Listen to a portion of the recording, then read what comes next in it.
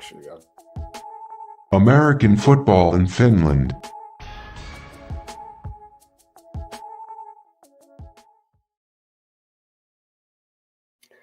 The voice in your ears and the face on your screen. I'm Perfect Purvis, and this is American football in Finland. Today, joined with my co-host, Coach Q. What up, Q? Sir, yes, sir. We back, baby.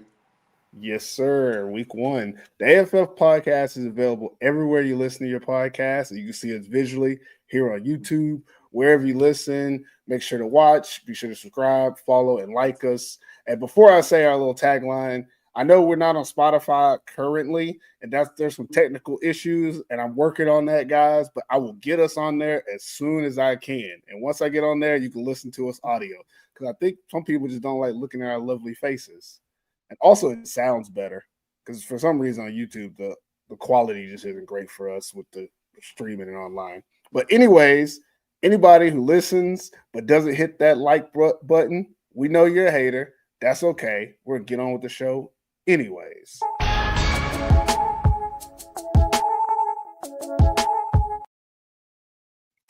All right, we got first down Q where we get a chance to start fresh, discuss whatever's on our mind. I think we really just want to use this segment today to talk about our first thoughts of the weekend. Like, ain't no point in talking about nothing else. Like, we got to see it firsthand. Before we dive into the games, what was like your initial thoughts on the Maple League? 4 games, just in general. What things were you thinking about this weekend? The first thing I seen was just a separation of the tier that the teams are on right now. I mean, I know it's the first game. Don't want to look too deep into it because it's the first week. A lot of guys missing for a lot of teams, so I don't want to just give them a straight out grade right now. But it was good to see what teams do have to offer right now. In particular, Portland they look to me like the best team right now. The first week. But long season to go. But I liked it. I liked seeing the Wolverines and the ECG play. It's a new league, it's new teams, a new season. So I was just excited to see them get out there, man. Yeah. I don't know if I want to be like positive or like negative about what I saw. Like, I don't know which side of the coin I want to flip. And I stay flip flopping. That's probably one of my issues, but that's probably why y'all like listening. I was disappointed. I've come to love the Big 12 style of football that we are accustomed to. Lots of points, maybe not a lot of 50 burgers per se, but normally, both teams putting up a lot. This weekend, I agree with you. I saw there was a tier. There's obviously tiers to like, there's the top teams, the middle teams, and then the bottom. Like, you could see it clearly. Like, you could see by the level of play, how teams were moving. But all in all, what I was really disappointed is I really did not see a lot of offenses that clicked. And I think that's obviously one of those things, week 1. You don't know what's going to work. You're still getting used to the players. But a lot of these teams that I expect to see a lot of points from are those teams that, they've been practicing together. They've been together. They've been saying they're going to do this, and this, and then it just looked real mid. I think that had a lot to do also with who is on these rosters now. We normally see a lot of import receivers, like American import receivers. I mean, 2 teams have it this year, right? I mean, there's three technically, but like the top teams are relying more on either EU or Finnish talent at those skill positions. I saw a lot of Finnish running backs this week as well. So with the league kind of leveling out to actually using domestic and European players, it's just not as exciting as what I'm accustomed to. Now, I don't want to say like, oh man, it's trash now, blah, blah, blah, but it's a different type of football. I think the players and talent level is more comparable on both sides, which means our defensive teams have a better chance to make plays and win games. Like, there was a couple of games where literally the difference was the defense made turnovers, and that's what helped them win because the teams were so close. And teams couldn't necessarily just come back from deficits. We saw a team in that first game, the team was up 21-0. I turned the TV off. Chris sent a message, oh, it might be a comeback. Nah. Ain't nobody got like no one has that type of firepower offensively to really just do that, except for maybe the team that was winning 21-0, but we'll talk about that later. But other than like it not being as exciting, and maybe I just overhyped it, I agree with you though. It was good matchups. Like each game was a good game to watch. Like it was a good barometer, which what we said before was okay, it's going to be a test of what this is and what that is. And we saw all of that. And even watching them play against other teams, you were able to kind of see where everybody's going to fit in. And we don't want to be too knee-jerk and be like, oh, well, now this is the places they're going to come in. But I think we were pretty close on our predictions. I would say the only team that I feel like we might have just really not gave the proper respect to would have been the Sinioki Crocodiles. I want to apologize to those guys because I think both me and you, Chris still had them in fourth place, but I think me and you had them like, oh, they lost way too much, blah, blah, blah. But they showed up and played a hell of a game against that Roosters team. So I think overall we saw a lot of good football, and I'm excited about the season as well. I think it's going to be a good one because I think the lower playoff spots will be in play for a long time because of the matchups and where everybody is. So it's a good first down. Let's get into it.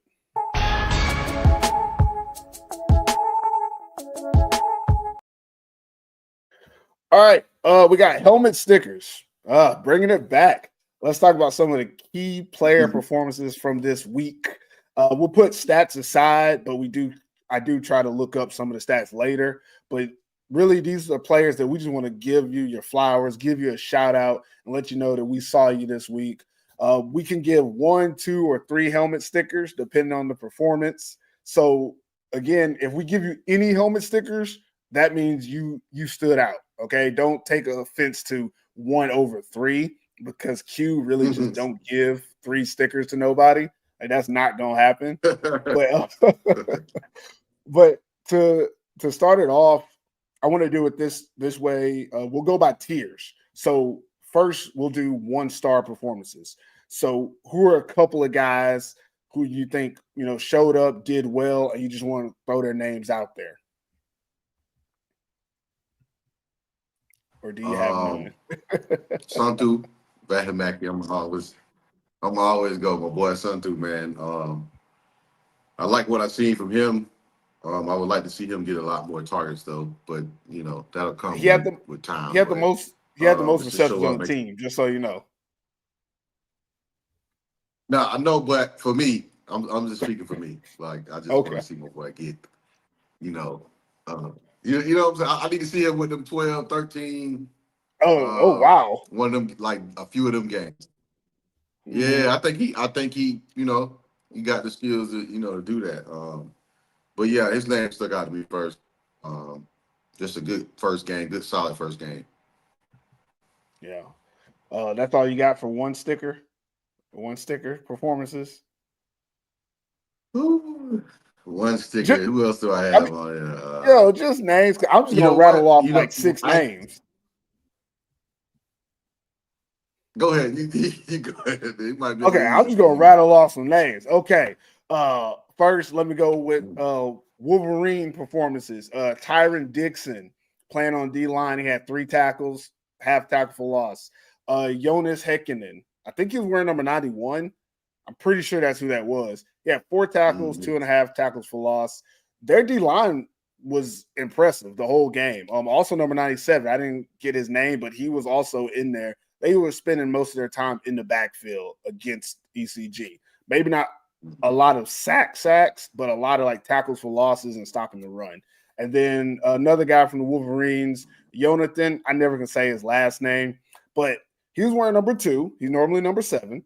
This year he was wearing number 2, and he was playing cornerback for most of the game. And he did a hell of a job. Like he didn't have like any PBUs or whatever. I think he had a tackle and a half according to the stats, but he held ECG's like number 1 target. They were throwing to that receiver. So he got a lot of work and nothing came of it. So he did a really good job, and I think a lot of people just need to, watch out for him because that's an improvement from what they've had at cornerback play. So that could be something that helps him later in the season if he continues to play corner as well as being the backup running back. Next guy I got on here, another D lineman from the Crocodiles, Tylen Riley Coleman. That's his last name. I'm trying to remember what number jersey he was wearing. He was number 2. He was number 2 for the Crocodiles. He had 2.5 tackles, 2 tackles for loss, put up a lot of pressure, did really well. Then there were some Roosters guys, Bryce Nunnally, 2 receptions, 17 yards, 1 touchdown. But his touchdown was so good. Like, they didn't really need him in this game, I think. And when they threw it to him, he was like, hold on, let me put a little stank on this and get that toe tap for you out there at the edge of the end zone. Yeah, let me do a little something so I still get the highlights. So, you get a star for that. And also, Renee Rautanen from the Roosters, 2 receptions, 42 yards. He had a big reception in the third quarter after having a shorter one earlier to get them in the scoring position. And I like this kid. I think he's going to be the future if he doesn't leave and go to the States. I know he's going to NFL Academy this fall, but he's making like big plays when he's making plays. And it's noticeable. He has good speed. He made one big play. It changed the landscape of the game for them. And I think if they keep giving him the ball throughout the season, we're going to see even more Renee Rautanen over and over. And then last guy I got for 1 sticker, Jaakko Jokinen, number 20, playing at safety, at 5 tackles, 1 interception. I just kept seeing his number. And for me, that's all I need. If I keep seeing you around the ball, that means you're doing something right. And number 20 was everywhere. He ended up with an interception at one point too. But throughout the game, he's just around the ball. And that, to me, that's a good sign that you're doing something right. I might not be able to put my finger on it statistically or even strategically what you're doing, but you can't accidentally be around the ball all the time. So that means he's in the right place, doing the right thing. So you get a sticker from me. I got 2 sticker performances. Do you got any 2 sticker performances? 2 sticker. I'm gonna probably say Christian Arambide. And I know that sounds like, I think he had a pretty solid game in his first game with a new team. He made a lot of good throws. He had a lot of running. They basically got 2 running backs in the backfield now, so they looked good. Who else did I get 2-star? I actually had Rothman as a 2-star. Oh, okay. Yeah, I had Rothman as a 2-star. 2-sticker. Just because of the clutch time and his passes that he got him. So, but I agree with you what you said about him earlier, saying that he's the future. But I could have gave him 2 stars too. Yeah. I actually had Christian Arambide on 3 stars for me, 3 stickers. So I'm just gonna throw out his stat just so you understand the massive input that he had. Even though, again, according to Q's rules, he's probably only a 2-star. Arambide was 11 for 19, had 167 passing with 1 passing touchdown, and then 88 yards rushing with 2 rushing touchdowns. So he ended up with 240, almost 250 yards total with 3 touchdowns accounted for, and he was sacked 0 times. And I was looking at other quarterbacks, and again, on my 2 sticker performances, I got Jesse Robbins. He was 11 for 23, 104 yards, 2 touchdowns, only had 24 yards rushing, but he had 59 before he got sacked.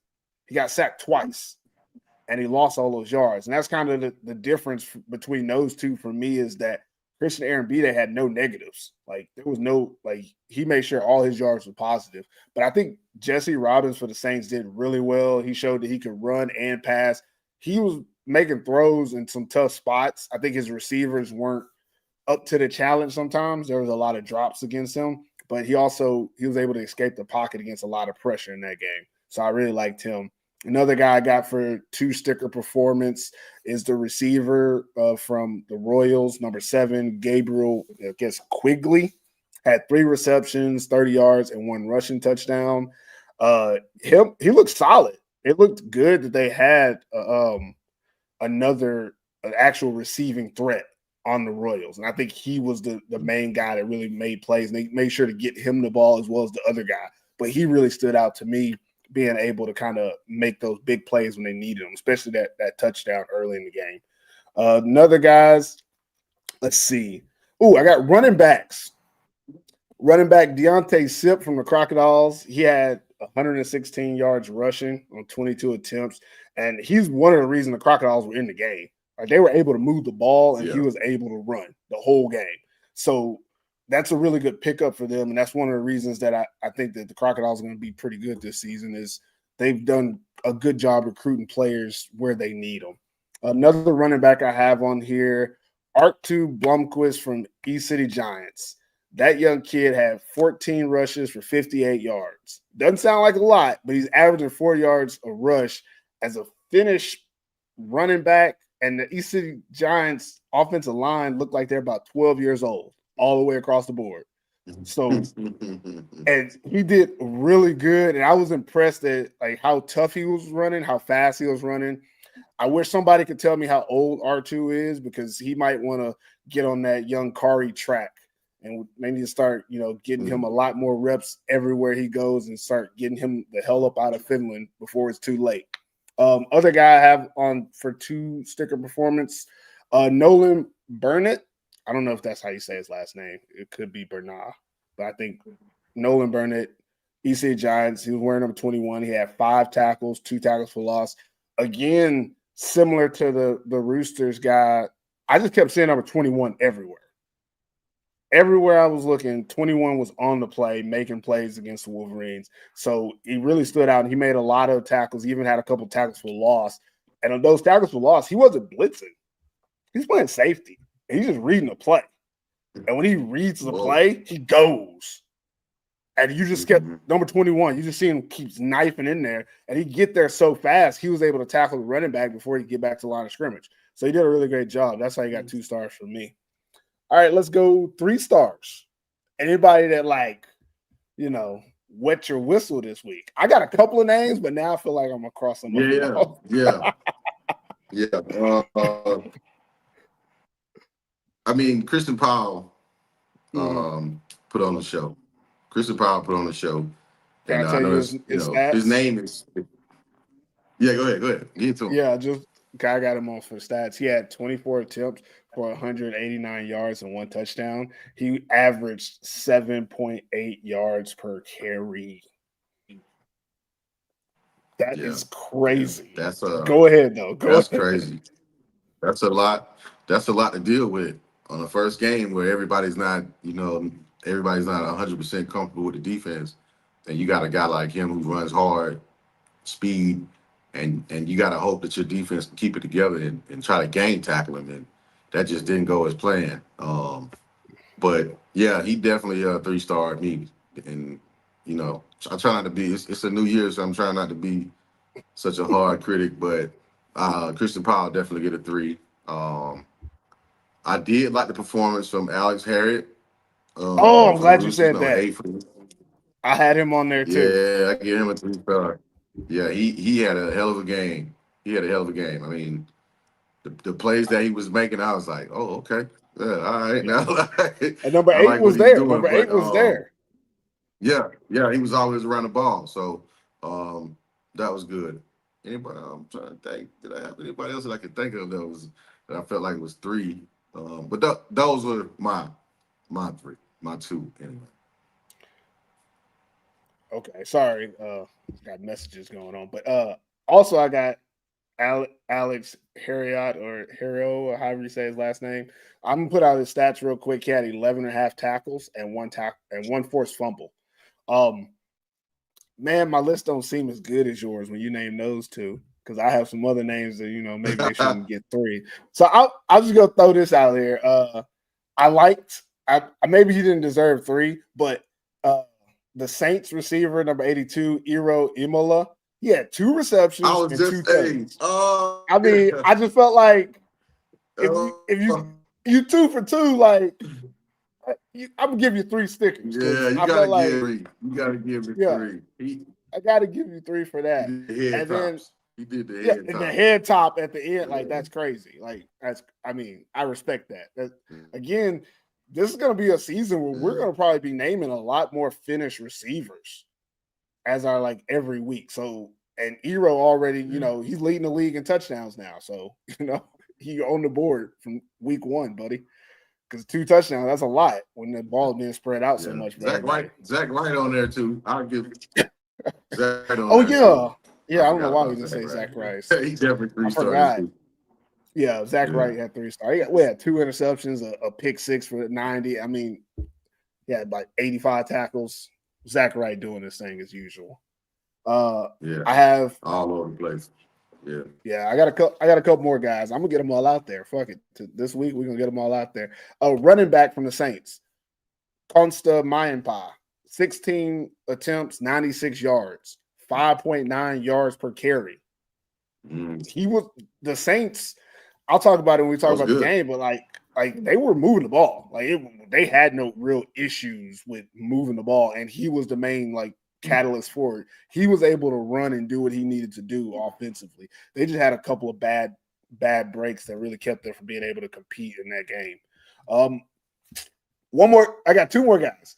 One guy, I will throw this out there. I don't know if you feel the same. You let me know if I'm a little off on this, but I'm going number 23 from the Roosters, Oxley Olin, because they put that man at corner and they tried him. They tried him all game and they got nothing from it. Now his stats, he didn't have like PBUs per se. Even though I think he did, they just didn't give it to him.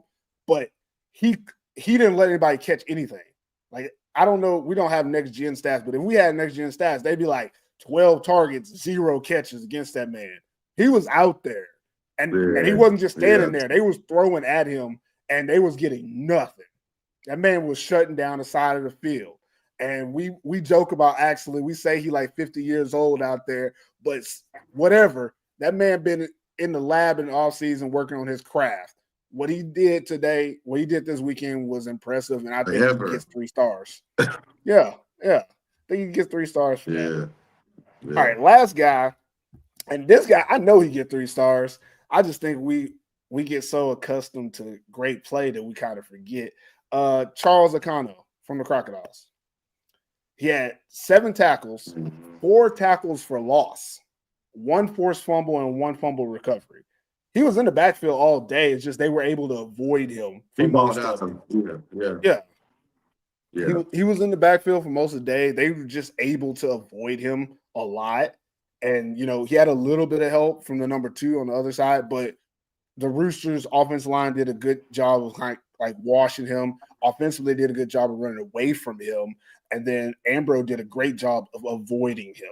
So there was a lot, but he was making a lot of pressure. Like he moved that pocket around a lot for them. And then when he had opportunity to make plays like that forced fumble, he dove at old buddy and threw his hand right on the ball, make sure that ball came out. And then I think he landed on the ball. They ain't got the recovery.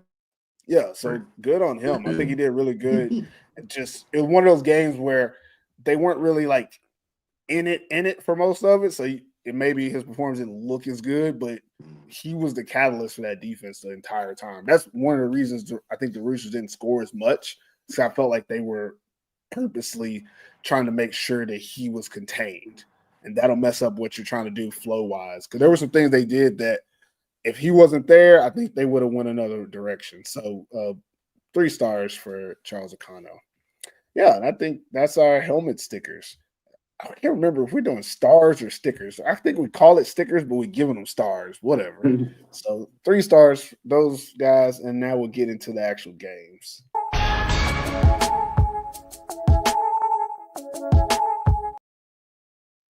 All right, let's get into the results of last weekend's games. Everybody knows who won, who lost, so we didn't worry about all that. I mean, score-wise, let's talk specifically who won or lost the game and why.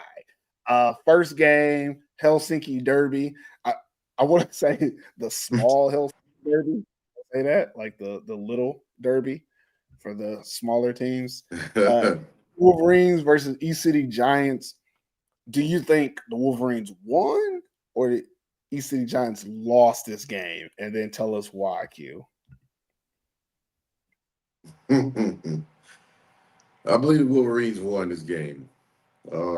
Simply because I felt like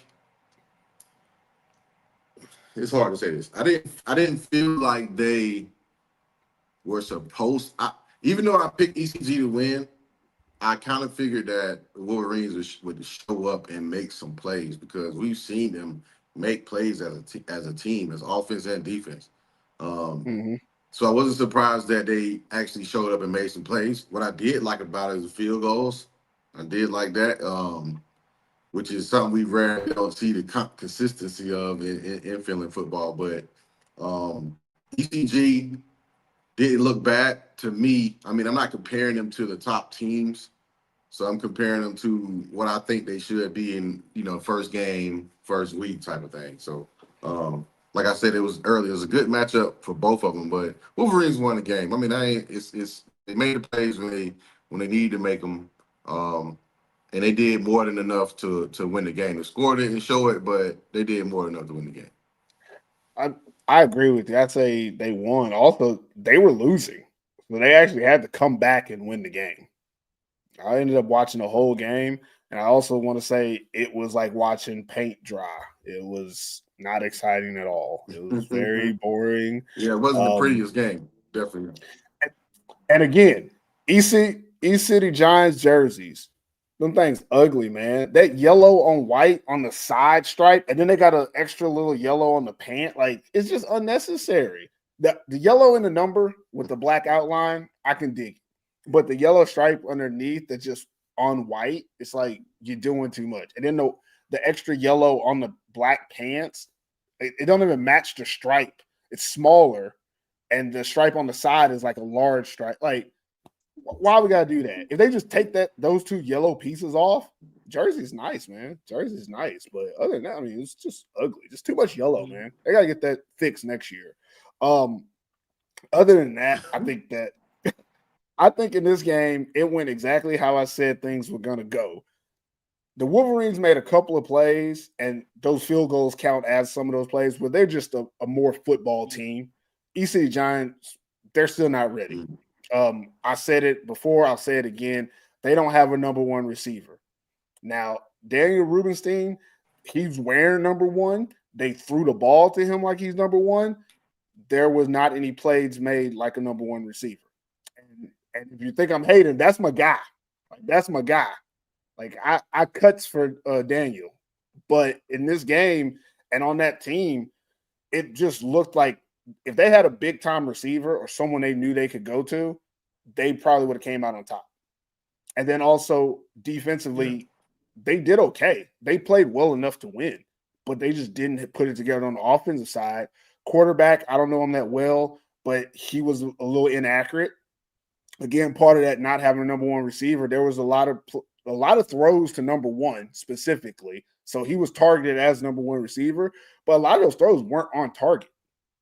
It wasn't always the receiver's fault. It's one of those situations where you throw it in the area and hope the receiver is good enough to make a play, and he just wasn't that caliber receiver. But also the quarterback, I mean, if you're an import, I expect darts, and he wasn't throwing darts. They were very loosey-goosey passes.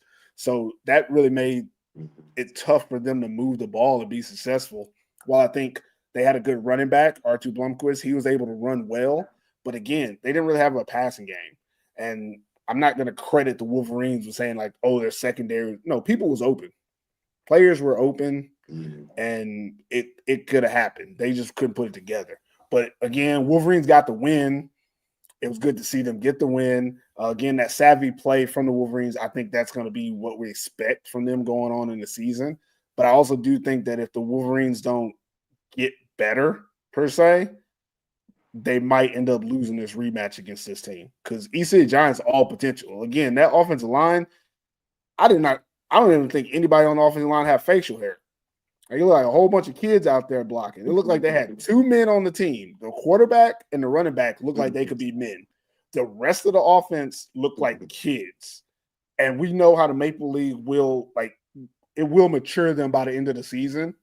So big ups to them for being able to play in this game and compete. But I do think they'll get better. With the Wolverines, I saw a lot of like familiar faces.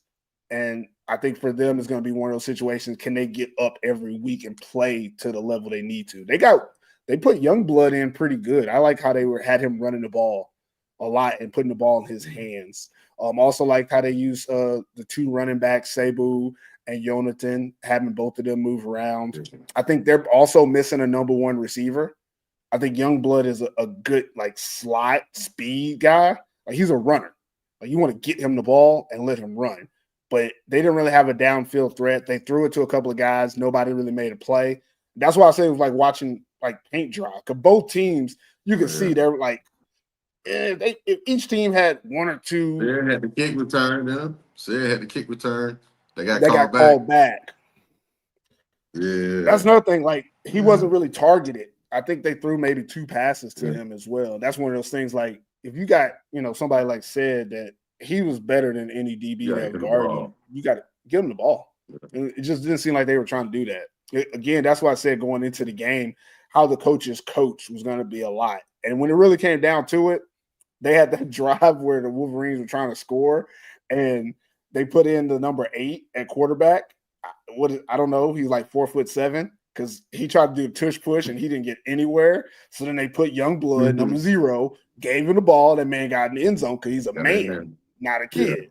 Yeah. And that's one of those things where the coaching had to decide, like, do we do what our strategy dictates us? Obviously, they had a package for number 8, but it didn't work. They could have just kept going with it, and they were like, no, we're going to do what it takes to win this game.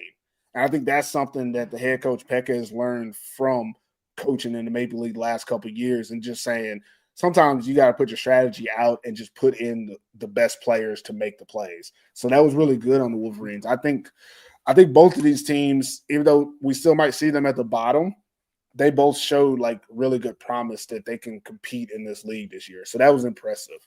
And I think I might be too long on that. But next game for win or loss, we had Tampa the Saints versus the Wausau Royals. Did the Royals win or did the Saints lose?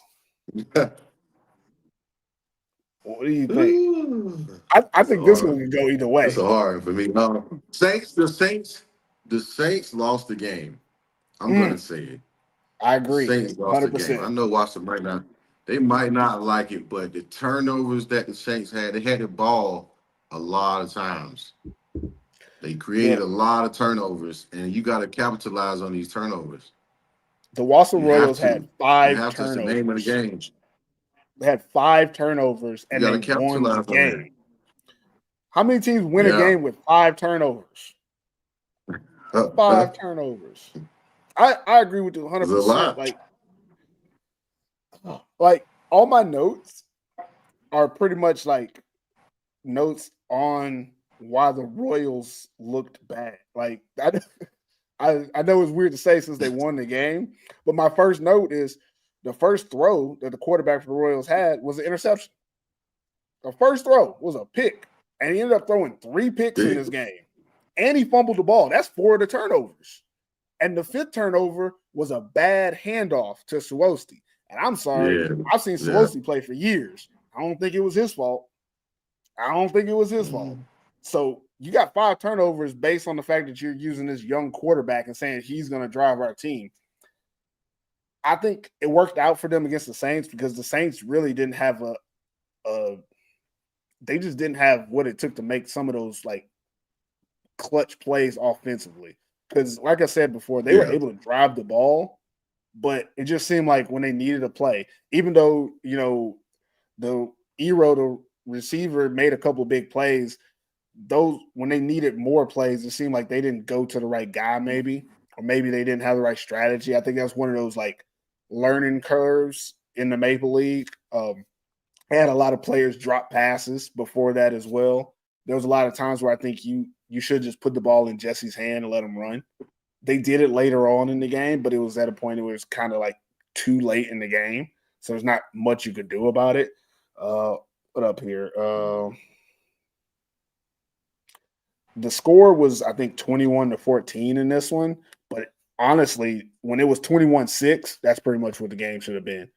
It wasn't as close as the score says either. And that my hats go off to the Royals because honestly, you gotta play what you got. your quarterback was giving them the ball, and y'all made sure that it didn't hurt you in this one. And that's good. I don't know if you can keep that up against better teams, but I do think that they did okay. Another thing about their defense is, did you look at the Royals' defense? It looked like they had 4 D linemen and 7 DBs out there. Like, everybody lighting the ass. Like, you ain't got not one person that don't play D line over 95 kilos. And for people that don't know what 95 kilos, that's like 210 pounds. They're none of those linebackers that were playing were over 210. Roof would got to be like 190 dripping wet. Like, and maybe the other guy might have number was 34, I think was his number. Maybe he's 210, maybe.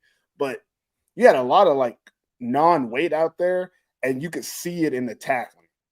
The Royals, the one reason that both the sides. Saints were able to move the ball, the Royals missed a lot of tackles, fell off a lot of guys, and I don't want to be hard on Alpha because that's my guy, but he if you watch the film, watch how he tries to make tackles. It's all body, no hands, and he ain't that big neither. And you see, one time he ran, he smacked the shit out that running back, and what that running back do? And kept going. And that's what happened. There was a lot of like yards after contact because a lot of those DBs are going in there hitting people with their body, and they body don't weigh enough to hurt nobody. Like, and again, also respect your opponents. I seen Alpha when he went to go hit Jesse. You know what he did? Took his legs out, played no games with him. And that's what you do when someone's bigger. When he went to go hit the running back, he went to go hit him high, wanted to make a highlight hit, and then found out that, if you lighten the ass, it don't matter how fast you're going. If you lighten the ass, you lighten the ass. And that's one thing that I think that their secondary and those linebackers got to figure out is that getting people down fast is more impressive than, smacking the shit out of somebody and then them continuing to get yards. Like, if you don't have it, especially a lot of those DBs on their team, they're just not big enough. Take their legs out, get them down, don't let them get in the yak. And again, I'm saying this based on the fact that you won the game. Congratulations. But if you want to be a true playoff team, it's going to take a little bit more than what you did against the Saints. I think the Saints will get better as well. But ultimately, I think the Saints lost this game. And the Royals fit exactly where we thought they would. They are the barometer. I think they're the playoff standard. Like, they're good enough to be in the playoffs, but also bad enough to be out of the playoffs. I know that's a lot to say off of one game, but they got to prove me wrong all season, and they know that. Moving to they had a good running. I did like Royals have like 3 running backs. they have 3 running backs. So they capitalized. Yeah, it was like 3 on Swosti. I didn't know 7 or was he? Oh, you thought he's a receiver. That's the guy. Number 7 is the Quigley guy, but I think they gave him like the jet sweep a couple times, or did they put him at running back? Yeah, and they had another. I think it was 23 or 33. It was another running back that scored too. Yeah, I think it was. I think 23 or 36. I can't remember his number. Something like that. He's the one that scored the touchdown. Luomola. Yeah. I remember his last name on his jersey. Yeah. They was I like that red zone. I like that running in the red zone and just making plays happen. And they got the tackle. The Royals forced that run on them. And Savosti still doing what he do. But like you said, with all those numbers, I don't know how the Royals won, but because that's a lot of turns. So that was definitely on the Saints. The crazy thing, this is the last thing I'll say before we move on, is that I think both of those import tackles did really well too. Like, quarterback was protected. Wasn't a lot of like rush throws or anything like that. Yet he still threw 3 interceptions. So it goes back to the whole question. Like, imagine if you had a more experienced quarterback, like what your ceiling would be if you had that type of player. But again, the arrogance of the organization to say we believe in what we have and this is going to get it done. They proved them right this week 1, right? It was enough. They did enough. And again, not to be too negative on the quarterback, Hypomaki, he did great when he was running the ball. Like, he was a great runner with the ball. It just the turnovers is just something that you just don't want. And I think he did okay when he needed Yeah. to, but ultimately, like all those turnovers, that's just too much to overcome. Well, they overcame it anyways, but it's too much to overcome season wise. Like if he's doing this every week, we're gonna have that Ambrose situation back in 2023, and we don't want to see that. Or you throwing 3 interceptions every game. Yeah, and a Yeah, callback it's to old Ambrose. news right there. Ambrose, Yeah, that's yeah, old news. yeah. But we ain't forgetting nothing out here. Let's speaking of the Steelers, let's go to the third game. Porvu Butchers versus Kuopio Steelers. Did the Butchers win it or did the Steelers lose it? That's an easy one. Butchers won it. Easy. Yeah, yeah. Easy. Butchers looked like a better team. They looked like they were prepared. They looked real prepared. Some mistakes, but you could tell the Butchers knew what they were actually trying to do on offense and spread it out and get the ball in a lot of people's hand and get the ball to your playmakers. I think that's what the Butchers was trying to do. And they just had too much. And then making the plays that happened on defense, that didn't help the Steelers either. So coming in Porvu, trying to get that first win in a long away game. I'm not sure how far Kuopio is from Portland, but I'm sure it's probably 2.5 hours, 3 hours at least. So still some traveling. They might have been missing some guys too. So, but the Butchers came out nice, solid first game, big win, and that's what you want to do when you got the type of expectations that they probably have. So, yeah, Portland definitely won the game. I'm not even gonna waste my time talking about the game. Y'all saw what happened. Porvu was the better team. I do think second Yeah. half, I guess the Steelers figured out some stuff and actually got some points and stuff. But it was one of those situations where I stopped watching at halftime because when it's 21-0, you're not playing football anymore. You're playing a different type of like situation. You're trying to catch up. The other team is trying to keep the lead. So I don't watch all that. So what you did in the second half, that's cool, but it don't really matter to me. But what I do want to talk about this game is let's talk about the pregame. The photos came out today because it's Sunday. Did y'all see Miko Sepinen wearing the throwback Colorado Buff jersey number 46 of Yeah. Christian Powell? Like, what a flex. Shout out to Yeah, that was Miko. dope. Y'all, and if you ain't That was seen it, dope. y'all need to go get the pictures from Porvu Butchers on their Instagram page and their Facebook, I think, probably. But you see Miko wearing that 46 that say Colorado across. I was like, man, the homage, right? The homage, the big ups to CP. That's pretty cool. I'd like to keep seeing things like that this year, guys. That's pretty cool to support your teammates like that. Yeah, that's all I got for this game. Ain't got nothing else. Let's talk about the last game, which was Helsinki Roosters versus Seinäjoki Crocodiles. How do you feel about this one, Q? Did the Roosters win it or did the Crocodiles lose it? I believe the Roosters won it. I think they were the better team. Obviously, there's some improvements that they have to do in order to go on and like actually take over some games because this game necessarily wasn't close. What I thought the Roosters would probably score more points than they did, and it didn't happen. Just some stall drives sometimes, and just not the plays just weren't happening. But I think they'll get that together. The Crocs actually came out and did and fought and like tried to make some stuff happen at times, but it just wasn't enough at the right time anyway. So the Roosters wasn't the greatest game from them, but it was a win. I don't think they were like pretty worried about it, but obviously 21 points. I believe that's what it was. Yeah, 21 points. Yeah, I mean, you 21-9. probably want a little more than that. So. Yeah, Yeah, you probably want a little more than that, but yeah, Roosters won the game. I agree with you. Roosters definitely won. And I think it goes back to what I said earlier is that it wasn't impressive. There wasn't a lot of like scoring this weekend. And this was one of those games where I mean, going into this, we expected, Roosters to put it on them, get to like 30, 40 and then put in your subs or something. But credit to the Crocodiles. I know moral wins don't really count and we don't really respect those, but they got to feel good about how they played. They competed well. They didn't really turn over the ball. And I think that was the main reason they were able to keep the game close, is that they didn't have a lot of opportunities for the Roosters to capitalize on. Normally, when you play a team like the Roosters, they somehow get the ball from you a lot, and then you get into like a whole situation. And what the Crocodiles did is defensively, they held up. The Roosters had the ball on their side of the field a lot, and they held up. And then offensively, they did just enough to stay in the game for most of it. Like you said, in the third quarter, it was 15-9 with like 6 minutes left, and the Crocs made the one mistake that I think that kept them out the game. They're 15-9, they're one score down.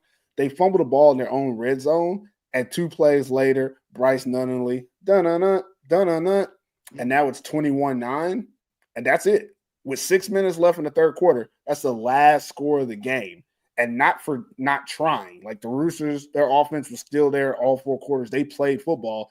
The Crocodiles held up well, but that one turnover in a bad situation put the game out of reach.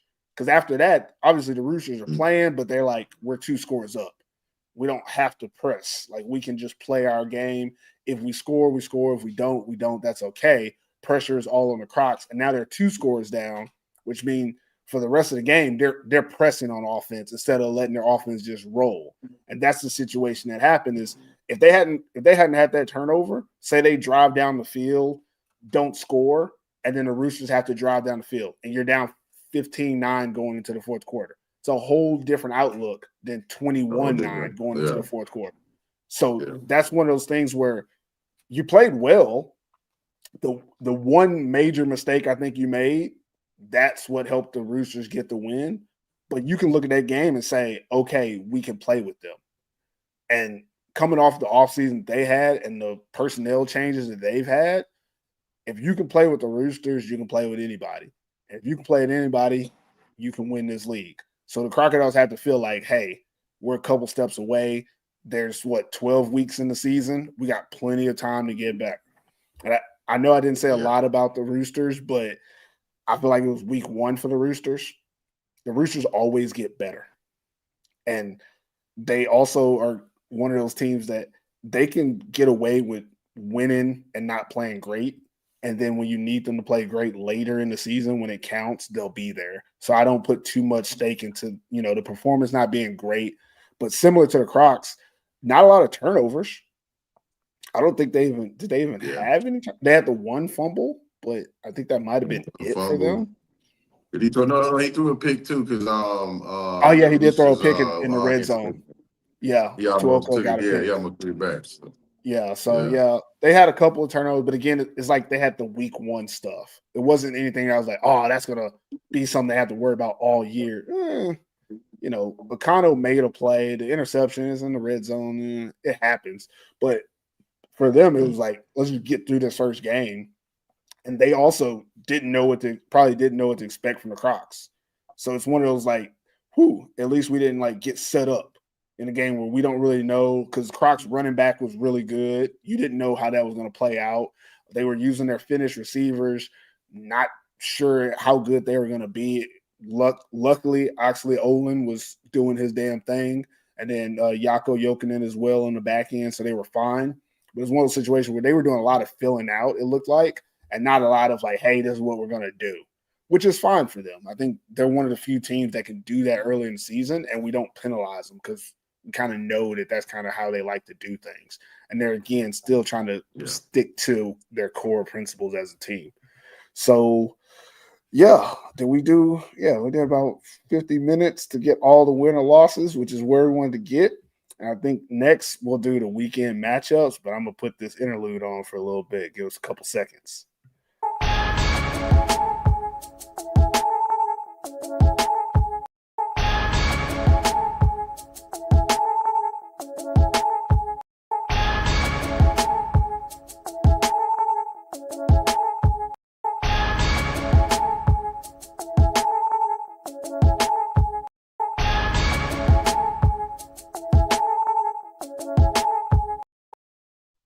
Yeah, I figured out how to make it longer. You see that? Give me a couple more seconds. Yeah, good. Yeah, a water break.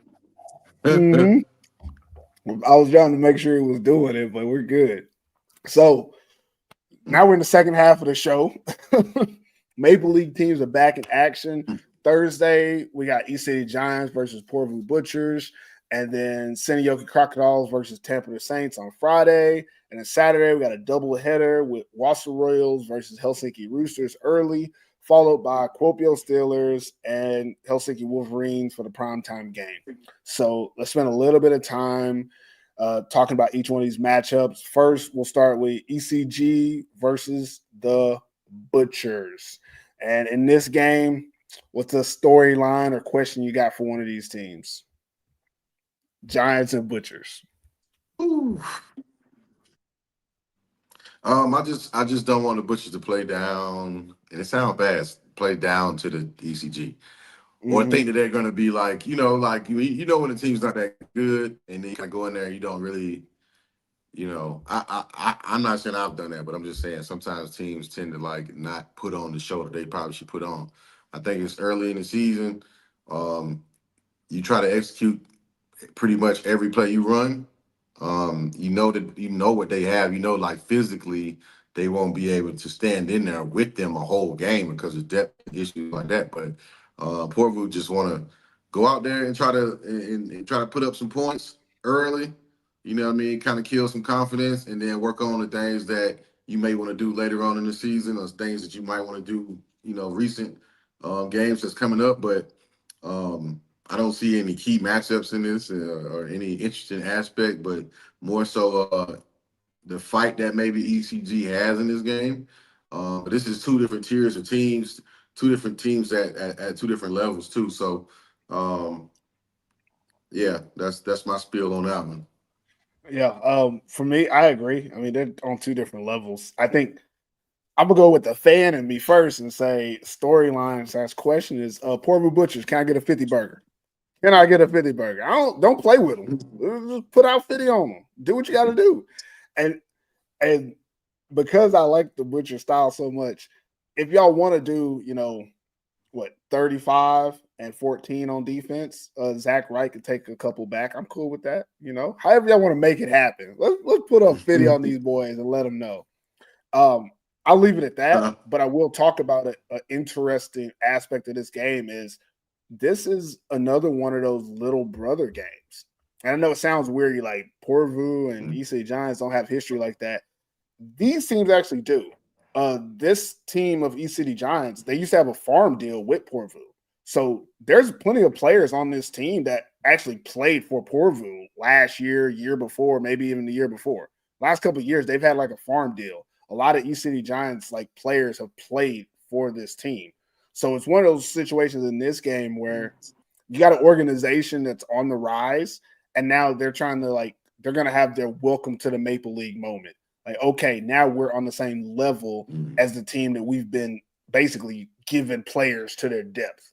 Like, if you look at the rosters the last couple of years, a lot of the Butchers' depth at those positions, on especially defense, have come from the ECG Giants. And even some of their receiver depth has come from the ECG Giants. So now we're going to see those ECG Giants guys play on their team against that organization. I think that's a very interesting aspect. Yeah. But that's about it for this game.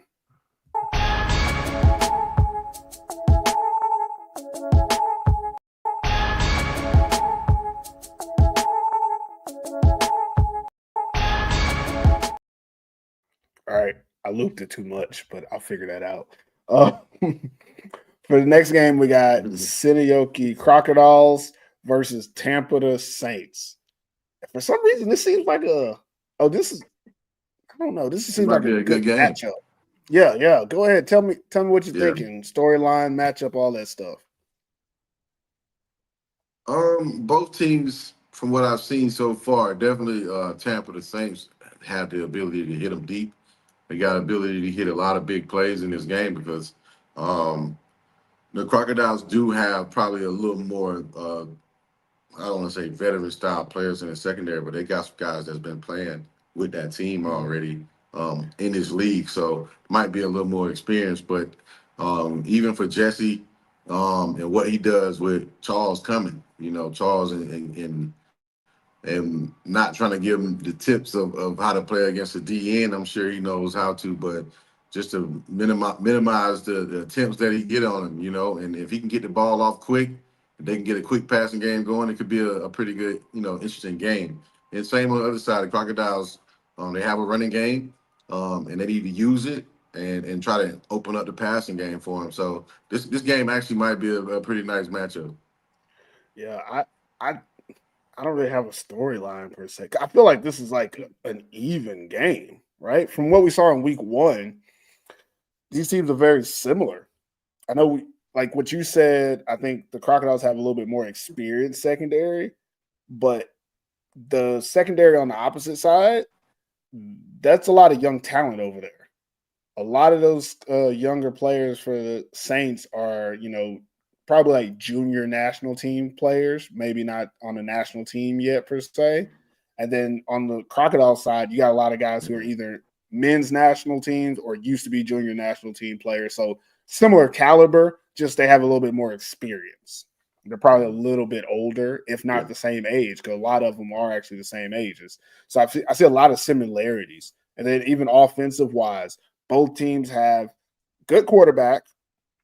I think Jesse might be a little bit more dynamic than the guy from the Crocs, but I haven't seen the guy from the Crocs play much. And then both teams have a solid running game. Saints running back, great finish running back. I think he's going to be really good because their O-line is decent. And then the running back from the Crocs, that dude, he's going to be one of our top players this year. What is it, Deontay Ship? Like I've seen some bursts from him at certain times where I'm just like, he's doing a lot on his own. So it's going to be one of those games where I think both teams are going to be able to run the ball. Both teams are going to have good secondaries, which means not a lot of open receivers. I don't think either team has like a dynamic receiver.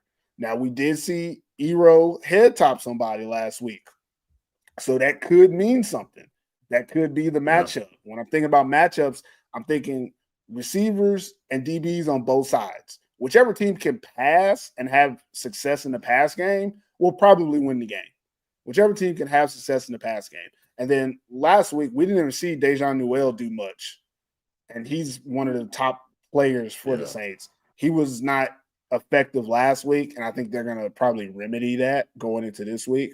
And then on the other side with the Crocodiles, number 11, Vernio, didn't do much in last week's game. Again, I think that team will remedy that going into this week. So we're going to see both of these teams kind of go at it and elevate their play from playing against better competition last week and playing more similar competition this week. So, yeah, I think it'll be a good matchup, though. So let's move on to that next game.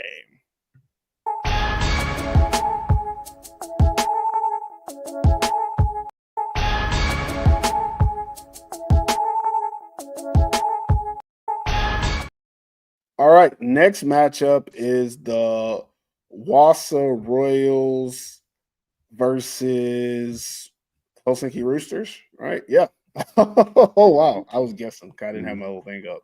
So what do you think about this matchup? What do you storyline or question you got for it?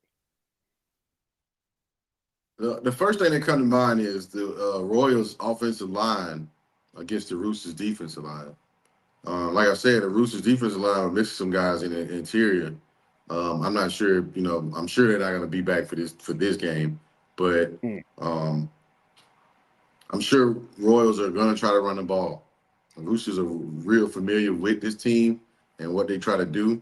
But I think, for the most part, will it be a blowout?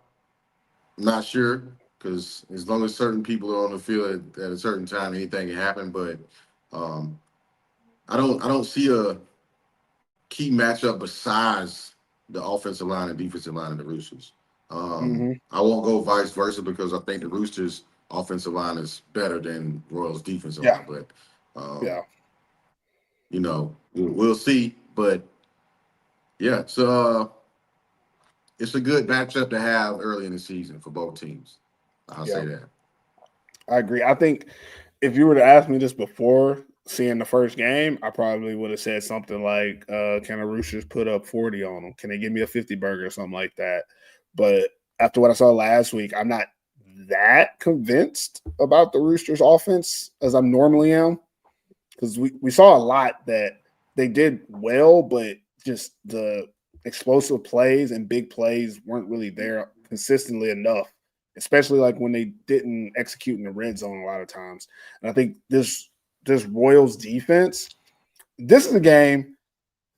My matchup would be Roosters running backs versus Royals linebackers and secondary. I think the offensive line for the Roosters, like you said, they're better. They're going to push. You're going to get holes. But how is Rufa, and damn it, I need to remember the other linebacker's name. Sorry. But how is Rufa and the other inside linebacker? How are both of those two guys, Raul? Why am I calling him Rufa? Khalifa. Young Khalifa. Sorry. That's not even the right names. I'm sorry I'm messing up names, guys. But how are the Royals linebackers gonna handle the Roosters running backs? I think the Roosters have Ville Hamalainen and they have Young Lassie, two different style runners. You got one who's kind of more like a bruiser, hard runner, he'll smack you in the mouth, and you got another guy who will run right by you if he has to. And I think them trying to adjust to both of those guys going in and out, it's gonna be hell. And I think you're going to have a situation where you have Alpha and the other safety is Dennis. I don't know what his first name is, but those two guys, they're going to have to overcorrect. They're going to have to help in the run game. Victor Mantu is probably the wild card because he's playing like outside linebacker, nickelback, and if he's able to like help in that run game, they'll be fine. But if he ends up getting washed or blocked, you're going to need safety help. Both of those safeties lighten the ass and don't use their hands. So those are two guys that if they hit Ville Hamalainen, they're gonna bounce off. They're not gonna take him down.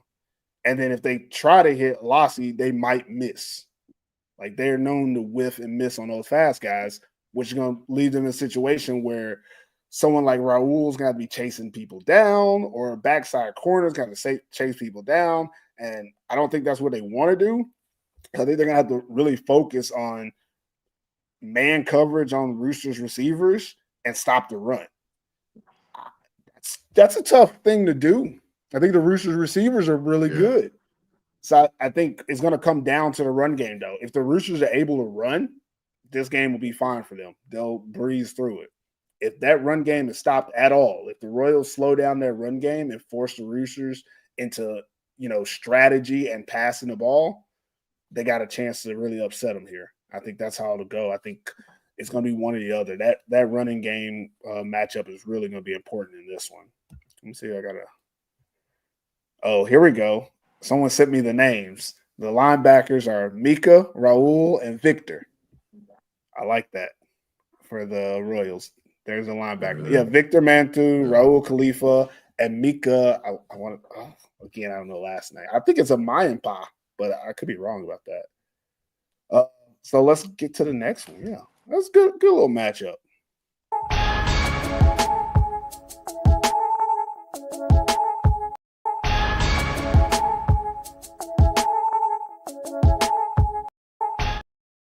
All right, last matchup of the weekend. We got Kuopio Steelers versus Helsinki Wolverines. What are you thinking about this one? Interesting storyline or question? These matchups seem weird. Like this one seems like a weird matchup. Yeah. I think Kuopio will look a lot better in this game. Yeah. I think Kuopio will look a lot better in this game. Matchups. I don't want to say that's a hard one enough because they just won. The Wolverines just won the game. And I don't want to say that it's a hard one for me. It's really not. It's just can the Wolverines put together a complete game against the Steelers? And it doesn't have to be a perfect game, but can they make the plays consistently enough to, compete in this game? Because I believe the Steelers will probably come out differently than they did last week. I mean, against the Butchers, their defense didn't tackle well at all. So they have to improve on tackling on defense. But offensively, they're going to go against some guys who, aren't as skilled as some corners or DBs in the league. So this will be a time for the Steelers to get some momentum going, going into the third game. So this is pretty much just a who's bigger than like I think it's a good matchup for the fact of one team has more wins than the other one, and the other one is supposed to be normally better than this team. You know what I Yeah, the mean? fact that the So Wolverines are one it's and kind of zero, one of and those. yeah, I think I Yeah, so agree it's with you. kind of Like, like if I'm a Wolverine, I'm expecting to win this game. I'm like really, I got that confidence. Like we just got a W. They just lost. We need to capitalize on this loss. So now practice during the week need to be a little more intense. Need to be hyped and trying to make some stuff happen because when teams do lose their first game, sometimes it does kill the morale because you think you're gonna put on a better show sometimes. But I expect the Steelers to come out firing though. I expect the Steelers to come out and really open up their offense too. So we'll see.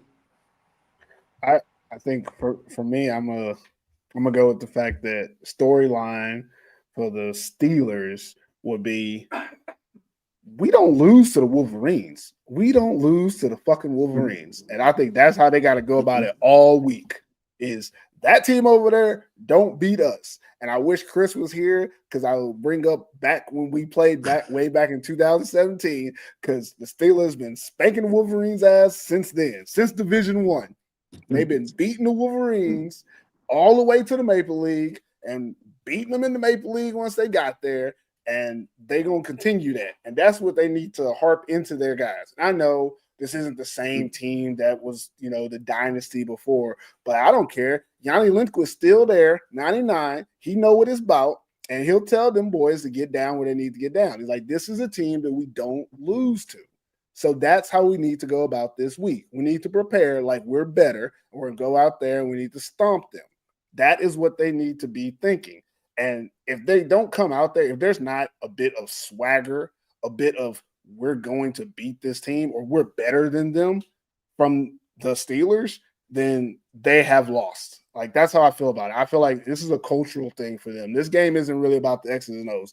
They should feel like they're a better team than the Wolverines at all times. And that's how they have to go into it. And then from the Wolverines side, like you said, I'd be confident too. We got to win. We're 1-0. We're undefeated. That's what when I played on bad teams, that's what we always said. We started out 1-0. We're undefeated. You can't take that away from them. They are undefeated. You're playing against a team that has a loss. You should feel like you can win the game. But I'm still going to tell the Steelers that y'all need to know that y'all are the better team and act accordingly. Don't go into this game thinking that, oh, it's a game that we could win or lose. Go into it saying that this is a team that we always beat and continue to think that way. That's all I got on that game, too. I don't have nothing else. Matchups, right? Let me see. I'm trying to think. I guess a good matchup would be I still think like the Wolverines offense putting up points. I think their defense was good last year. I think their defense was good in week one. I think their defense is solid. Not great, but solid. They can keep a team to 20 points or less, which is pretty good. But offensively, I still didn't see like an offense that's gonna put pressure on the other team. Like the Steelers can come out in their base package and guard the Wolverines offense. That's not going to be good enough. You're going to have to do something to force them into something they don't want to do or situations or different schemes than what they normally do. I'd like to see matchup wise. I'd like to see basically the Wolverines offense versus the Steelers defense. I really want to see if the Wolverines can affect their defense more than anything. And that's going to be it for me. I think that's everything too. Yeah, man. That's good. Mm-hmm.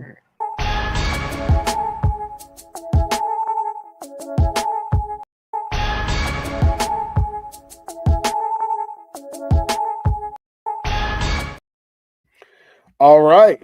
That is it for this episode of American Football in Finland. Any last words before we get out here, Q? Any last thing you want to say to anybody? No, I think it was a good, good open week, in my opinion. I'm just looking forward to these next games that's coming up, and you know, it's another opportunity to go out there and show the world who you are and show Finland, what I'm saying, what you got. So right now, everybody's probably sizing each other up. You know, they sizing them. Oh, okay, they don't look that strong here. They don't look this. You know, but it's still early, man. So you know, but just good luck to all of them, man. Go out there and stay healthy and get to them. Yeah, good luck to all the teams. And if you're expecting us to do our picks on here, we will no longer be doing that. So y'all have to wait until the day of the games when we put out our picks like we did last week. Um, oh, little tidbit for you guys. We will have power rankings coming out tomorrow morning. Just in case y'all want to know. We're gonna rank these teams now since everybody's not playing everybody twice, we decided to do a little bit of ranking. So we will have, some things for everybody to comment on throughout the week with our rankings and then our pick'ems coming up. And you can catch all that on our Instagram account at American Football in Finland. Make sure that also, if you want to see highlights from this weekend's games, we have highlights up on our YouTube channel. You can catch that all on our YouTube channel as well. And whatever you do, make sure you subscribe, follow, like, and share on all social channels at American Football in Finland. Until next time, never forget T. I F. we gone. Go.